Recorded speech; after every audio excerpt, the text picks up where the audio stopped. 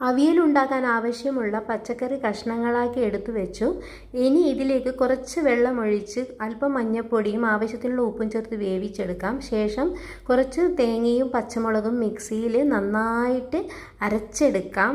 എന്നിട്ട് ഈ അരച്ചെടുത്തതിന് ബാക്കി വന്ന കുറച്ച് തേങ്ങയും ജീരകവും ചേർത്ത് ഒന്ന് നന്നായിട്ട് ക്രഷ് ചെയ്തെടുക്കാം. ക്രഷ് ചെയ്തെടുത്ത ശേഷം നമ്മുടെ പച്ചക്കറികളൊക്കെ നന്നായിട്ട് വെന്ത് വന്നിട്ടുണ്ട്.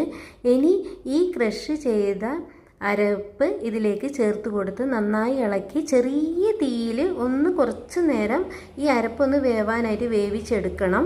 അതിനുശേഷം ഈ അരപ്പ് വെന്തയിലേക്ക് ഇതിലാവശ്യമുള്ള തൈര് ഒഴിച്ചു കൊടുക്കുക. ഉപ്പുണ്ടോ നോക്കുക, ആവശ്യത്തിന് ഉപ്പും ചേർത്ത് കൊടുക്കാം. എന്നിട്ട് ചെറിയ തീയിൽ കുറച്ച് ചൂടിൽ ഒന്ന് വേവിച്ചെടുക്കുക, തിളക്കാൻ പാടില്ല.